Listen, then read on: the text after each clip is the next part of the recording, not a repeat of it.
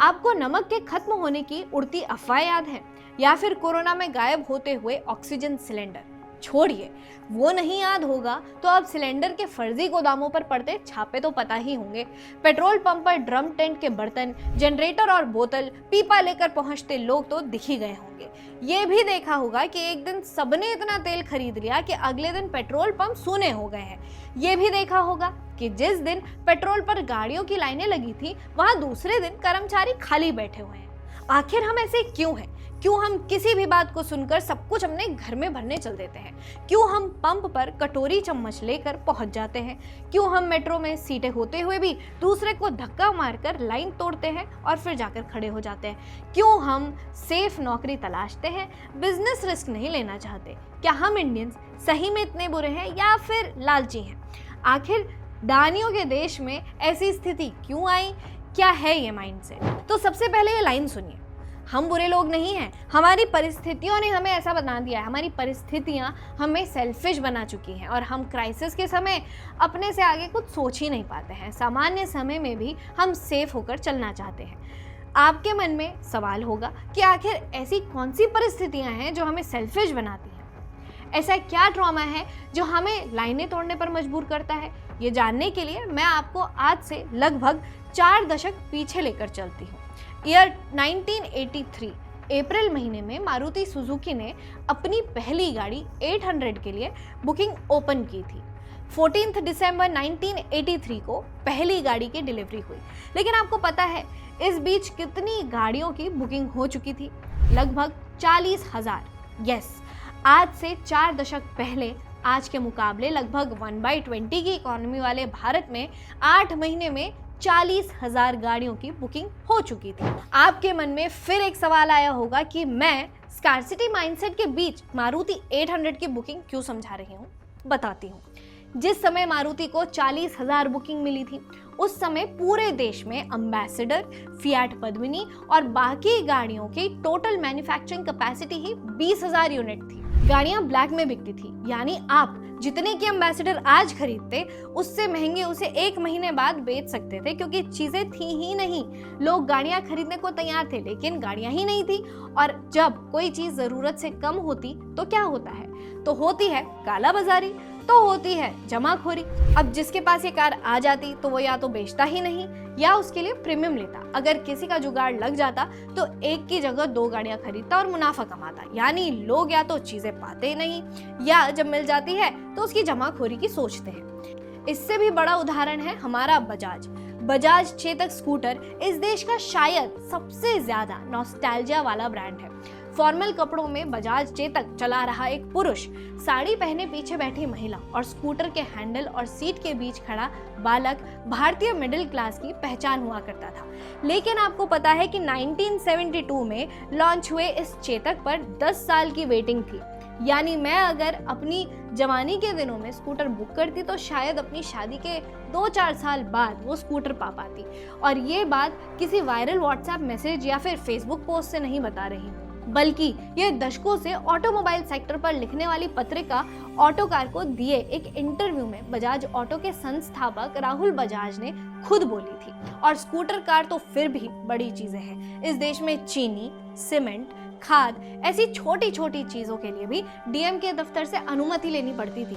अगर आपके घर में शादी है तो आपको 2 महीने पहले से ही डीएम के दफ्तर के चक्कर काटने पड़ते थे, तब जाके आपको चीनी यानी शक्कर का लाइसेंस मिलता, जिसे आप सरकारी गल्ले के दुकान से खरीदते। और क्या आपको पता है कि इस दुकान से ये चीनी ली जाती है उसको क्या कहते थे? उसका नाम था कंट्रोल की दुकान। लेकिन कमी क्यों थी? क्यों स्कूटर कम थे? क्यों गाड़ियां नहीं थी? क्यों चीनी और सीमेंट कंट्रोल में थी? और क्यों उस कमी की हालत में देश था?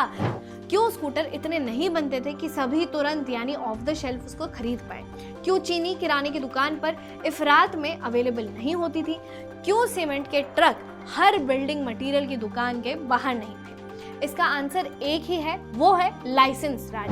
आज़ादी के बाद इस देश की सरकारों ने जो सिस्टम अपनाया उसे मिक्स्ड इकोनॉमी कहते हैं। उसमें क्लोज्ड इकोनॉमी यानी स्टेट कंट्रोल इकोनॉमी और फ्री मार्केट इकोनॉमी यानी कैपिटलिज्म दोनों के गुण होते थे। लेकिन हमारे देश में थोड़ा डिफरेंट अप्रोच ली गई। देश में पंडित नेहरू की सत्ता संभालने के कुछ ही महीने बाद 1951 में industries development and regulation act आया। बेसिकली यहीं से जन्म हुआ लाइसेंस राज का। इस कानून के चलते अब भारत में हर इंडस्ट्री को सरकार रेगुलेट करने लगी।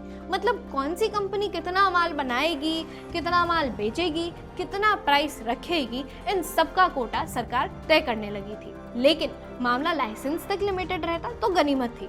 1956 में इसका प्रो मैक्स वर्जन भी नेहरू सरकार ले आई थी। 1956 की इंडस्ट्रियल पॉलिसी में नेहरू सरकार ने हथियार बनाने से लेकर शिप बिल्डिंग और एटॉमिक एनर्जी से लेकर स्टील जैसी इंडस्ट्री को सरकारी खाते में डाल दिया।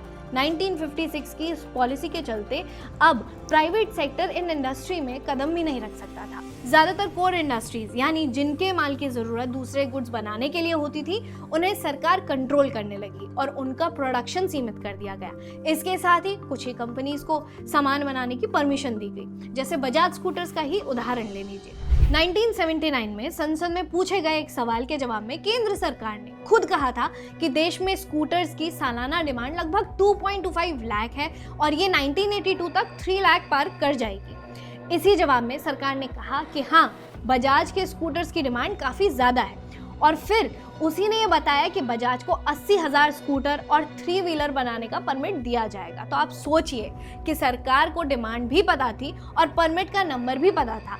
ये भी पता था कि डिमांड आगे बढ़ेगी, लेकिन तब भी उसने लाइसेंस वाला हिसाब किताब नहीं हटाया और नंबर रेगुलेट करती रही। मतलब तो यही है कि हमारे यहाँ चीज़ों की भयानक कमी थी और सरकार अपना कंट्रोल किसी भी चीज़ से छोड़ना नहीं चाहती थी। कहने को तो तब भी कोई भी आदमी अपनी फैक्ट्री लगा सकता था और कोई भी आदमी बाजार में एंटर कर सकता था, लेकिन ये बात सिर्फ सैद्धांतिक है। असल में दिल्ली के लुटियन जोन के गलियारों में जिनकी पहुंच थी, उन्हें ही लाइसेंस और परमिट मिलते थे। 1991 के रिफॉर्म से पहले अगर कोई आदमी अपनी फैक्ट्री सेटअप करना चाहता था तो उसे लगभग 80 अलग अलग एजेंसी से अप्रूवल लेने पड़ते थे। यानी अगर आप एक कलम यानी पेन भी बनाना चाहते हैं तो आपको दर्जनों एजेंसियों के चक्कर काटने पड़ते थे। मतलब सरकार एक तो जिनके पास लाइसेंस थे उनके प्रोडक्शन को सीमित करके रखती थी, तो वहीं दूसरी तरफ नए बिजनेसमैन के लिए मार्केट में एंटर करना ही रेड टेप के सहारे मुश्किल कर दिया था। और इसका परिणाम क्या हुआ कि देश के लोगों को ज़रूरत की चीज़ें नहीं मिलती।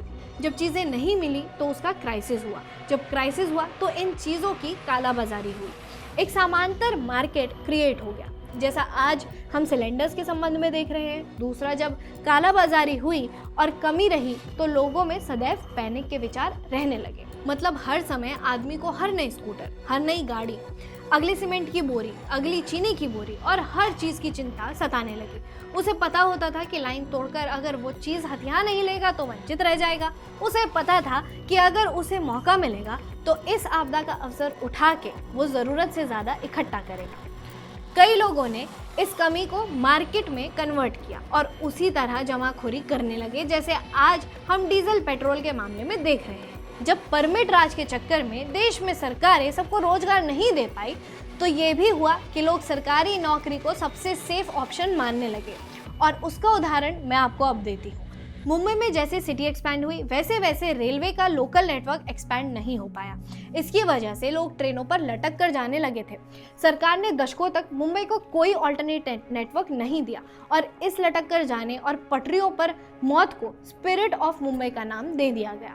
यानी लोगों ने जितनी समस्याएं देखी उसे स्वीकार किया और दौड़कर ट्रेन पकड़ना और गेट पर लटकना जीवन मान लिया। और जब मेट्रो आई तो उसे भी उन्होंने उसी तरह ट्रीट किया, यानी धक्का देकर घुसना, जबकि यहाँ ना सीटों की कमी थी और ना ये नेटवर्क रेलवे के लोकल जैसा था। मतलब उस 1950 से 1990 तक के समाजवादी राज ने ऐसी तस्वीर दिमाग में छोड़ दी थी कि हम लोग डर डर के रहने लगे थे। हमें हमेशा लगा कि कुछ कम है, कैसे जल्दी से मैं पहले चीज़ें हथिया लूँ, कैसे मैं लाइन तोड़कर आगे पहुँच जाऊँ, कैसे मैं सब कुछ इकट्ठा कर लूँ। और वो थिंकिंग आज तक है।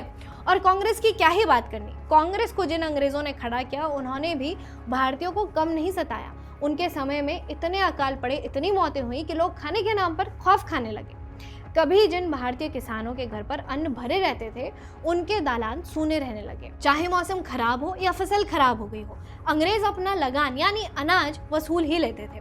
सिर्फ इतना ही नहीं, जो अन्न भारतीय अपने लिए उगाते थे उसे ब्रिटिश अपनी फौज के लिए इस्तेमाल करते थे। 1943 में जब बंगाल में अकाल पड़ा था तो भारतीयों को अन्न ही नहीं मिला था। इस दौरान सप्लाई ब्रिटिश आर्मी को जाती रही। आधिकारिक आंकड़ों के अनुसार 30 लाख लोग इस अकाल में मारे गए थे। अब सोचिए, जिस देश के 30 लाख लोग एक अकाल में मारे जाए, वहां के लोग आखिर स्कार्सिटी माइंडसेट से ग्रसित क्यों नहीं होंगे? क्यों उन्हें अगले दिन के खाने की चिंता नहीं सताएगी? हमारे देश में वैश्य वर्ग को खूब टारगेट किया गया है कि जमाखोरी करके मुनाफा कमाते हैं। ये टारगेट करने वाले वामपंथी रहे हैं। उन्होंने फिल्मों में ये नैरेटिव पुश किया है, लेकिन सच्चाई यह है कि वामपंथ की दी हुई व्यवस्था ने ही इस देश में चीज़ों में किल्लत करवाई, परमिट राज लाया और इस देश को स्कार्सिटी के माइंडसेट में धकेल दिया। तब जाकर जब आप लोगों को लाइनें तोड़ते, पेट्रोल पंप पर लड़ाई करते, टेंट वाले बर्तनों में डीजल पेट्रोल भरते हुए देखते हैं तो हैरान मत होइएगा। ये भी नहीं सोचिएगा कि आखिर क्यों ये लोग ऐसा बिहेव कर रहे हैं, बल्कि ये सोचिएगा कि आज भी वो मानसिकता इस देश में मौजूद है और लोगों के दिमाग में घर बना चुकी है, जिसके तहत ये सब हो रहा है। और वो मानसिकता है स्कार्सिटी माइंडसेट, और ये देन है दशकों से समाजवादी राज की। देखते रहिए ऑप इंडिया।